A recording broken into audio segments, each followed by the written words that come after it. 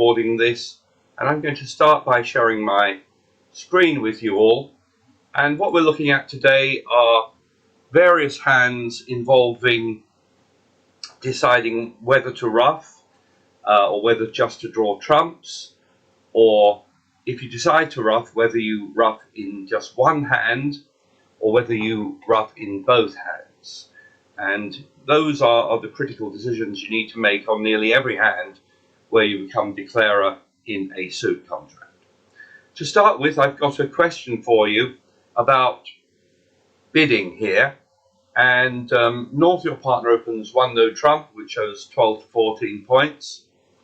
And I'd like you to, in a minute, I'm going to launch a poll and invite you to choose what your response will be. Now, that response may be different depending on whether or not you play transfers.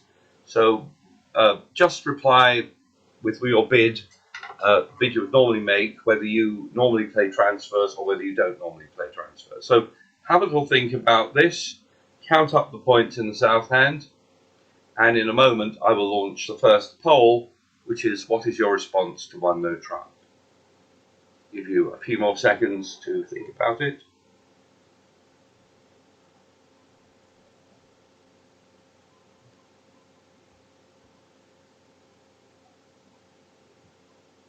And here comes the first poll.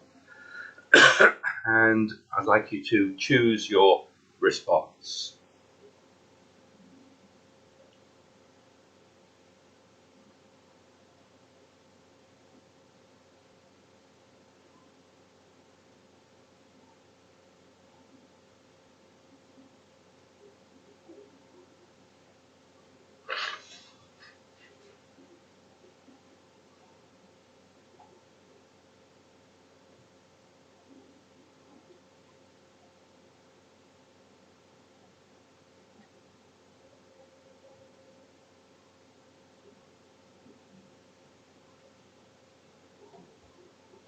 Okay, let's we've got 87% of you responded, so let's end the poll there, and I'm going to share the results with you.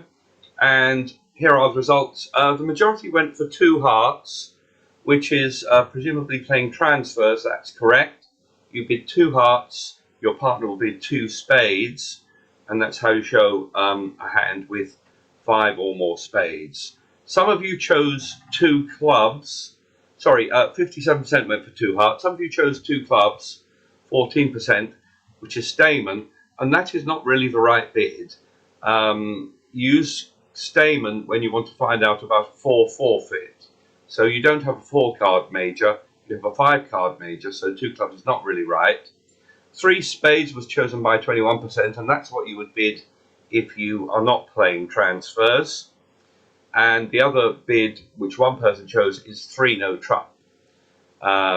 So really it should be a choice between 2 hearts and 3 spades on this hand.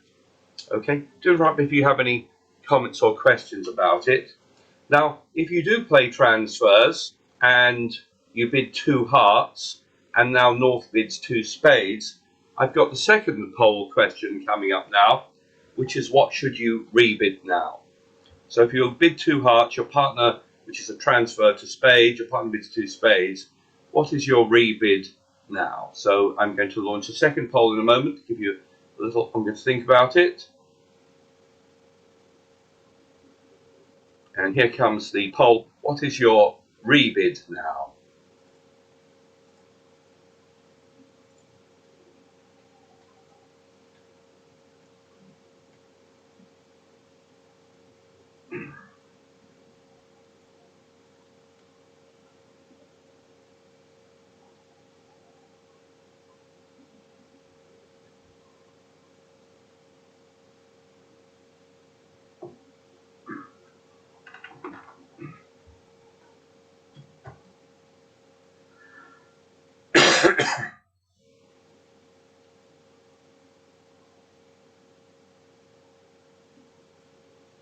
Okay, we'll end the poll there.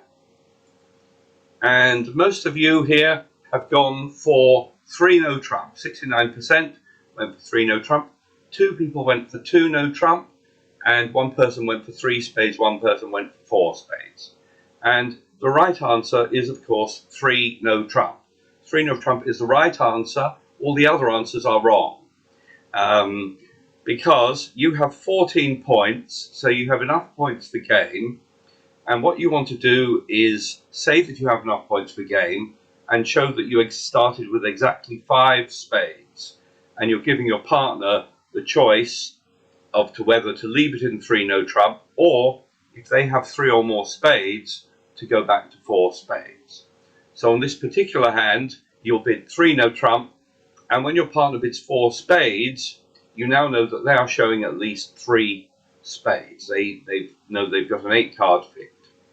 If any of you got the answers to that wrong, you really need to study my hand on transfers, which is on the website, which shows a summary of transfer responses to 1 no trump.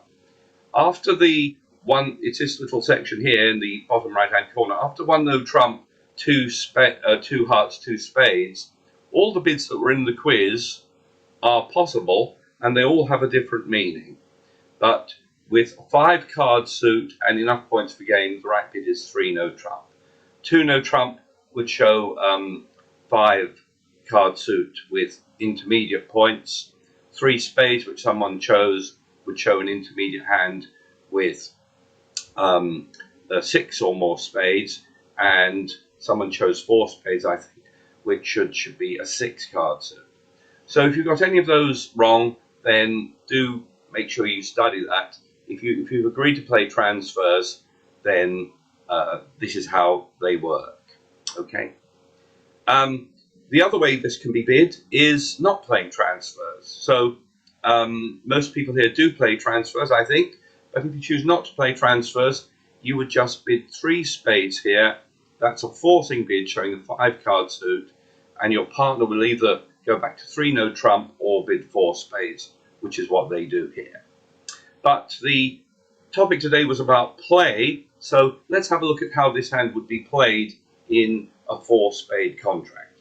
Playing without playing transfer, south will be declarer, otherwise north would have been declarer. But the problem is just the same. And what we're going to do in either case is look at this hand from the point of view of the hand with the long trump suit, which is south in this case, and try and identify how many losers you expect.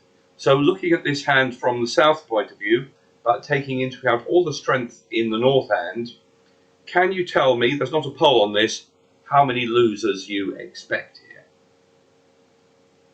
Just unmute yourselves and see if you can tell me how many losers you would expect. 3. 3.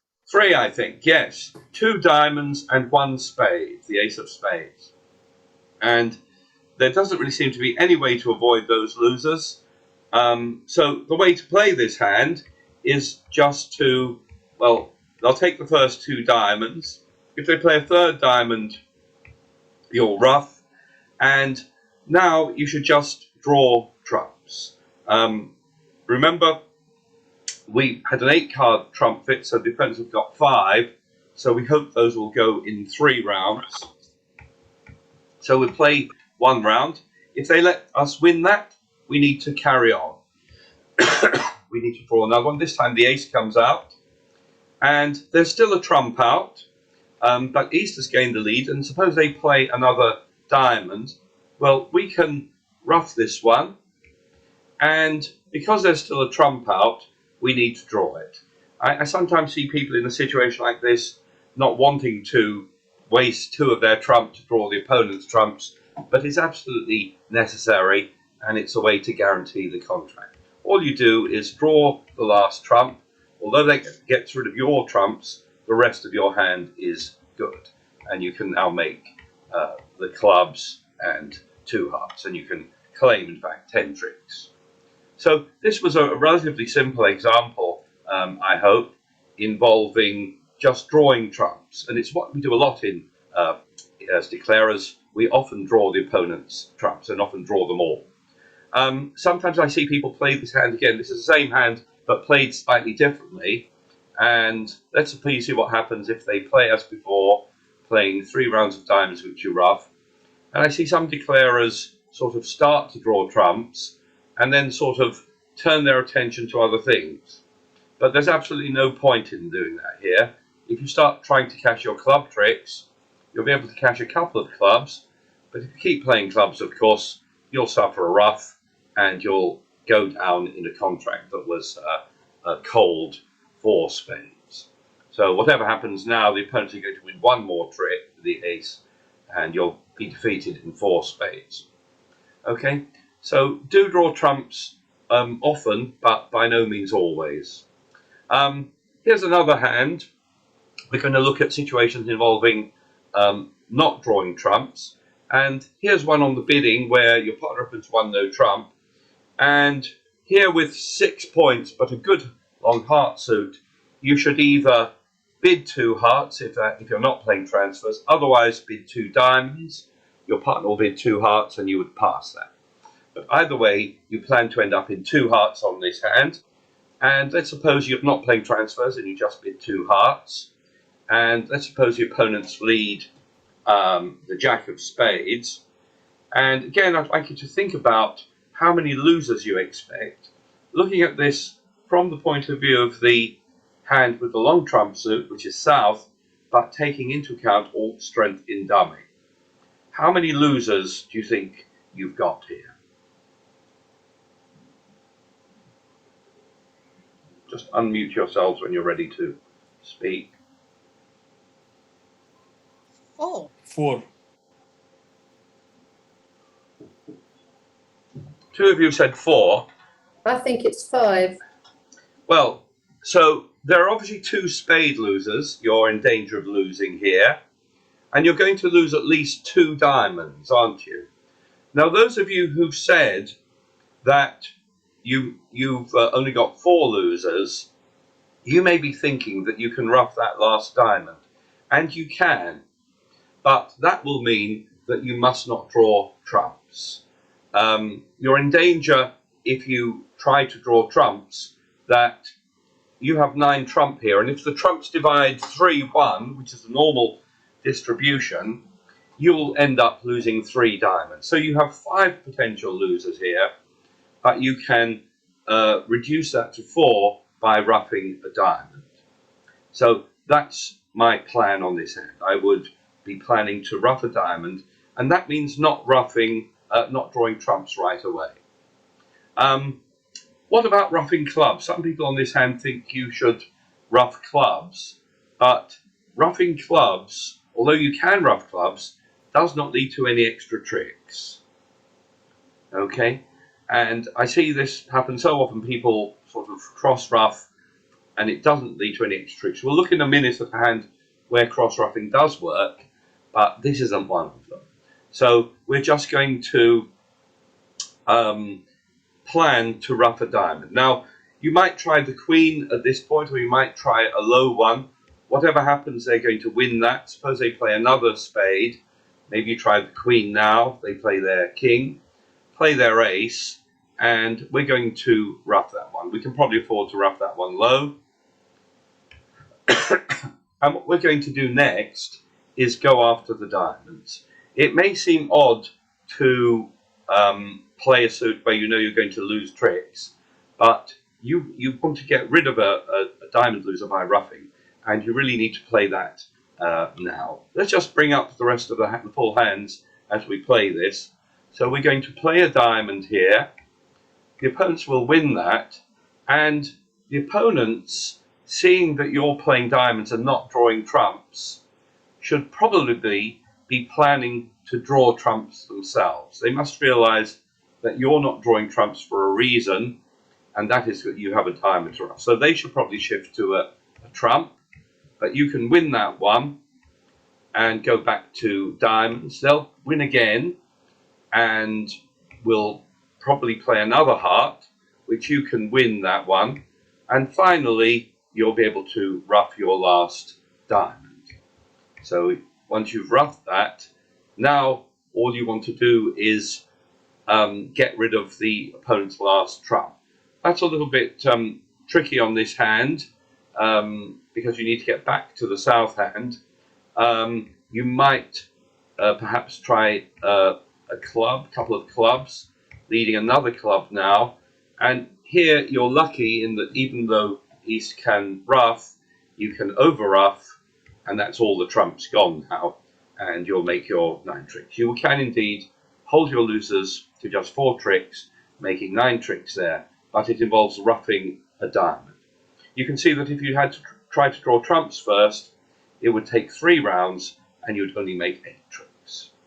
So that's perhaps a relatively simple example of making another trick by ruffing in dummy, ruffing in the short hand. Do interrupt me if you have any questions. Let's look at another one. And here we open a club. North bid a diamond.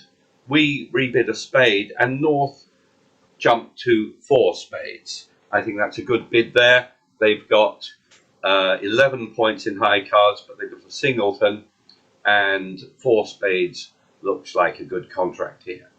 Now, when you have a hand like this, you need to think about the best way to play this. And one thing you can do is think about ruffing here. And also you can think about how many tricks you could make here. So if I were just to, say, draw trumps and then cash my winners, I think I've only got 8 tricks, because if I get 4 spades, if I just play out all the spades, 2 hearts, and I've got an ace in each minor suit. So I've only got 8 top tricks here, but I can do much better on this hand by ruffing. And actually this hand is perfect for a cross ruff. And it's good for a cross ruff because I've got shortages in both hands, so I can ruff diamonds in one hand and clubs in the other. And I've got fairly good trumps in both hands. I've got 2 small trumps there and 1 small trump in dummy. The rest of the trump are high. And this hand is a good candidate for cross-ruffing. It's something that people love to do, and it's right in a situation like this. So let's see how it goes. Do interrupt me if you have questions about this.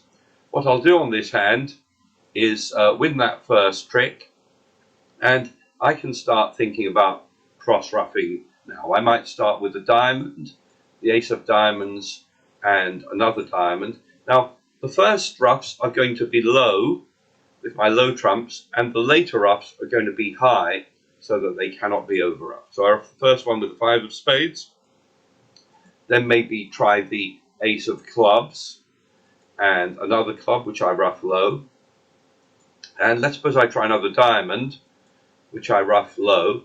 And there's one other thing I need to do on this hand before I keep cross-ruffing, and that is to cash the king of hearts.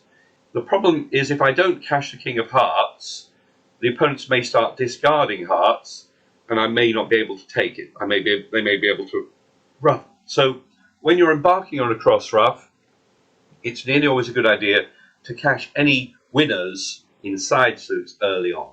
So if you haven't already done it, you should do it now. Cash the king of hearts, and then go back to your plan of cross-ruffing, ruffing the club. And you can see at this point that I'm ruffing with high trumps. I've got only high trumps left, so the opponents cannot over-ruff. So I ruff a club, I ruff a last diamond, ruff another club, and ruff the last diamond.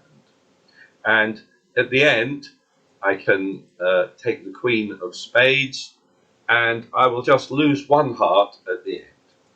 In other words, I made a total of 12 tricks here, which was, instead of taking the trumps as individually together on the same trick and making just 4 trump tricks, I used every single trump separately, which made a total of 8 trump tricks to go with my other four tricks there.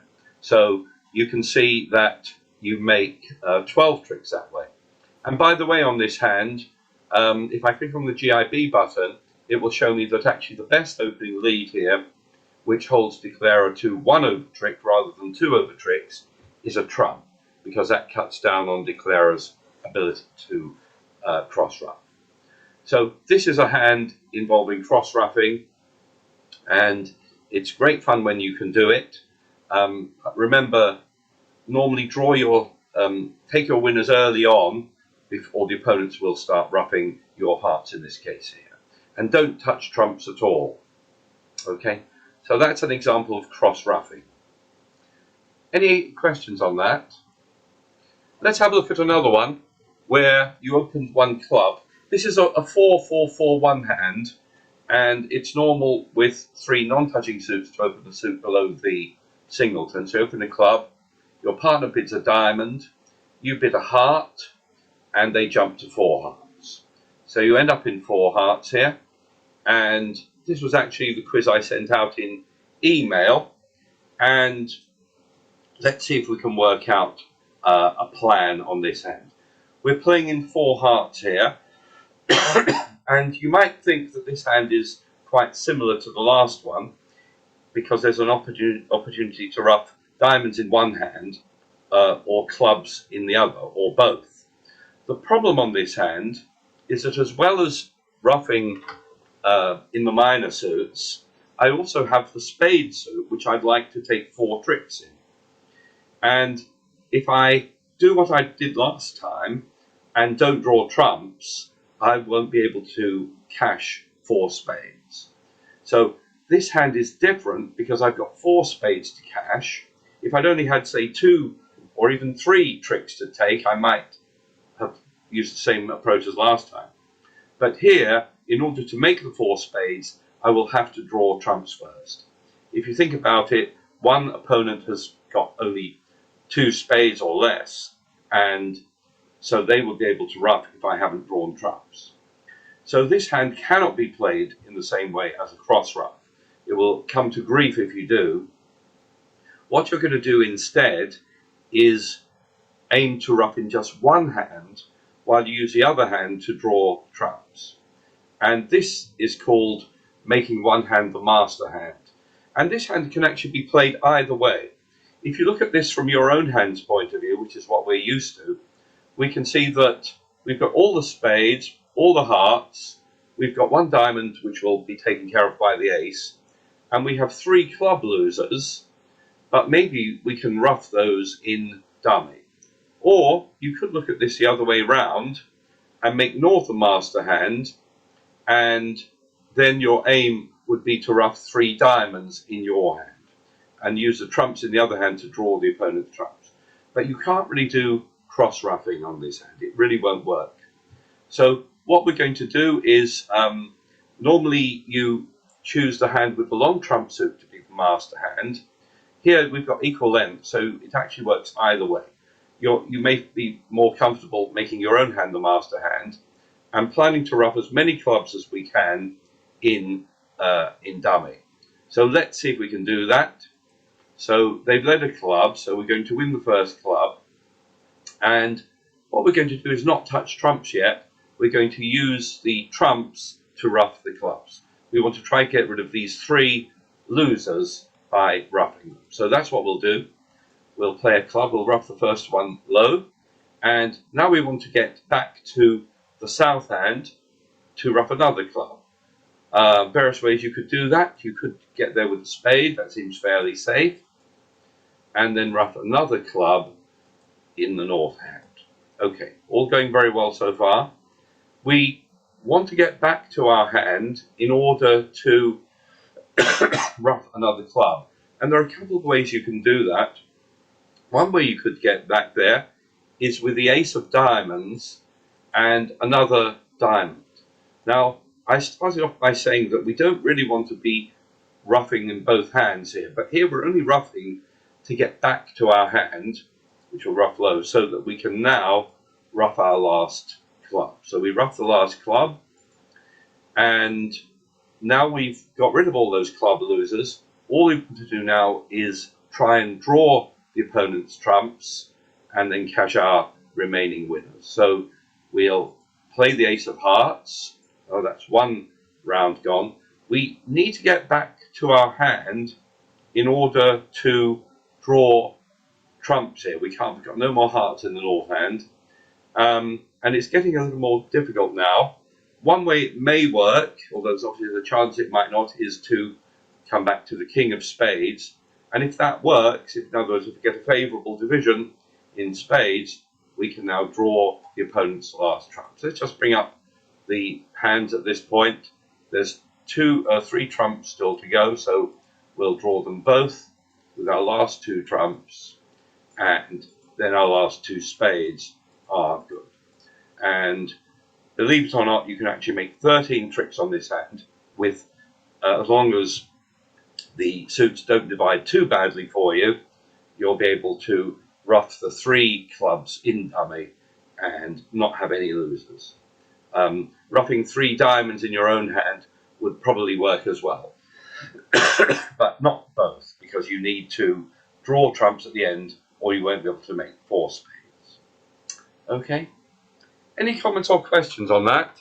Tony, can I just ask a question about bidding with a 4-4-1? Yes. We had one last night, and if your partner had bid a diamond, so you've bid one club and they bid a diamond, which is the one thing you've got a singleton, Right. I understand you shouldn't jump straight to no trump. Is that correct? Yes, I mean, as in this case here, you may have a fit in a major, and you won't find it if you, or you may not find it if you just jump to no trump.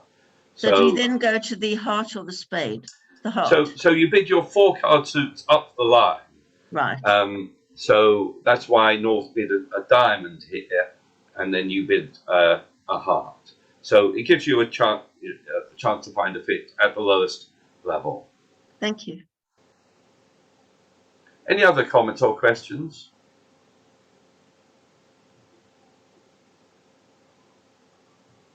So so that was it. That was what I wanted to talk about today. We'll just stop that recording